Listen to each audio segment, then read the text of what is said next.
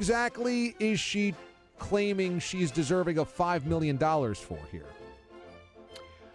Being misled? Not getting her base level of strawberry consumption. I'm not really sure what was worth $5 million here. Well, if they say they're strawberry Pop-Tarts, but they're pear and peach Pop-Tarts, you got to label them that way. Okay, but that's not worth $5 million to her. What did she incur? Emotional distress? Yeah, or like I feel like I'm getting my strawberry serving, and then you find out you're not. You live a lie, and then you can't get that time back for losing weight. It's a struggle. Could you imagine being a fatty addicted to Pop-Tarts and thinking, I thought I was getting my fruit servings from these Pop-Tarts. How dare you? Yeah, it's very easy from your thin porch to sit there, but yes, there are a lot of people who feel that way.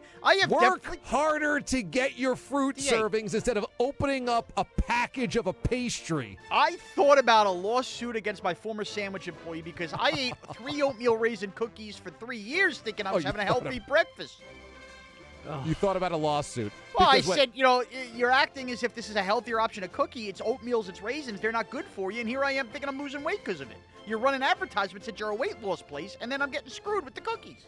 If you think you're getting the requisite fruit from a pastry that's wrapped and boxed and filled with nothing but frosting, sugar, and sprinkles, there are funfetti Pop-Tarts. If you think you're getting your fruit servings from there, this woman deserves everything that she gets. DA, we live in a world where the FDA declared that pizza counts as a vegetable serving.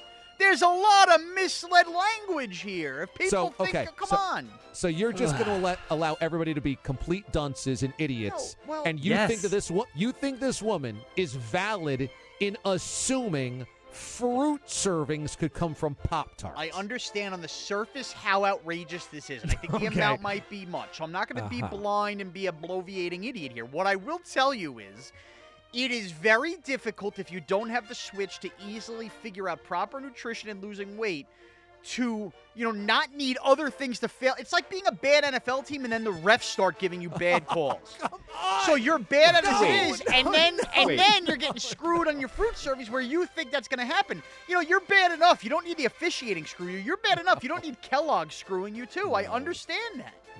Wait, but what switch are you lacking that led you to believe that your oatmeal raisin cookie times 3 was a healthy breakfast? Sometimes you just don't grow up with the proper nutrition mindset. It's taken me years, and now I'm in too big a hole.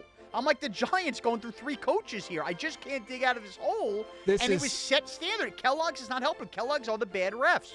I'm throwing a challenge flag on this because we live in a day and age where at your fingertips you could Google any fact ever within microseconds. If this woman didn't have the wherewithal to go to her phone, which I'm sure she watches TikTok all day and Instagram and finds puppy videos and conspiracy theories and all this stuff. If you can go to your phone for all that nonsense, but you can't go to your phone to ask Google the question, does Pop-Tart count as fruit servings? Then you're the ass. All right, well, I'm looking it up right now. The first thing I see is that right? Pop-Tarts are made with real fruit? From the Washington Post. So there you go. They do have a real fruit serving. Now you're being lied to if you think you're getting strawberries and you're getting pears. People have to be held accountable here. Oh, shut up. Stop being a pig. Except you. Everyone but you and this lady is held accountable. I just gave you 10 minutes on how if I drop dead of a heart attack, it's not my wife's fault. I am holding myself accountable. I think here's the problem that a lot of people in America have with fat people, and that is that fat people rarely want to take responsibility. They always want to point that it's somebody else's fault. That's what it always feels like. Now, some, it's genetics. Hey, I totally get that for some. But a lot of people just want to crush the 48 ounces of Diet Coke and be like, what? I was told it was diet. And what? The Pop-Tart said there was fruit in there. And, okay, there are raisins in this cookie. Right. It's like, yeah, but, you got to take some culpability here. And that's why I think there's this kind of like culture clash between fat people and skinny people. And that is that it always feels like there's excuses and reasons for fat people. You're using it a little too much. I'm getting a little sensitive here. That was too many from a skinny person, fatty and fats. That was. I just turned to Pete. I got to be honest. I got a little tension in my heart. It's a little too much, too aggressive. I love that you're wrong because you're skinny. Well, because you guys don't know what this life is like. I walk every day and have back problems because my nipples touch my kneecaps some days. You don't know what it's like, and I understand a lot of it is my own doing, but from an early stage, I was led to believe that supersize was okay. I was 11 years old. It then set off mental endorphins in my brain to never fully embrace what's happening, and these people who go to the supermarket, they see strawberry written on a box, are going to go, all right, well, maybe this is a start for me to start eating healthy, and then you get screwed by Kellogg's. You don't need the bad stuff around you when you're already making bad decisions. She should get it all. But why? Why do some young, chubby kids that might have been given supersized by their parents end up thin? How do they somehow overcome what you're talking about, mental endorphins? How did Aaron Rodgers overcome a bad offensive line? Sometimes it's just meant to be, D.A. Sometimes it's meant to be. Sometimes it's just meant to be. Destiny. It's a struggle. You guys don't know the struggle because you sit there and you were born to be thin. Well, let me ask you this, Mraz. I just told a story yesterday where I sat at my countertop and I ate scoops of ice cream as I poured Ghirardelli chocolate sauce on each scoop and ate it like a total pig. I mean, total pig. And I knew if I keep doing this, A, I get a stomach ache, B, I become fat. So I need to stop, even though this tastes delicious, before both of those happen. And today, even though I want to do it, I can't because I just did it for an hour and a half on Sunday. What if because your mentality was started earlier. It's a mental game. Our mental capacities are different from a young Everybody tastes the same delicious food. I'd love to have a Baconator every single day. I'd love it. I'd love to have the fried food every single day. I'd love to have 3 portions every single day, but I know I can't. Why do you get a pass by saying, oh, what can I do? It tastes too good. Because picture our bodies like cars, D.A., and at a young age, me and the lady suing Kellogg's, we were built with a misfunction of not having the emergency brake to pull. You have that emergency brake. We just mentally can't pull it. It's a real problem. Sometimes you do, though. Sometimes you do lose weight. Sometimes I slam on the extra brake very tight, and I just mistap in the bunker. I don't have the e-brake. You have the e-brake. I wish I did. I wish I had a better answer for you. But unless you've walked a mile in this stretch-marked skin, it's very hard to tell. Wow. By the way, Pete right now has dropped 20 pounds.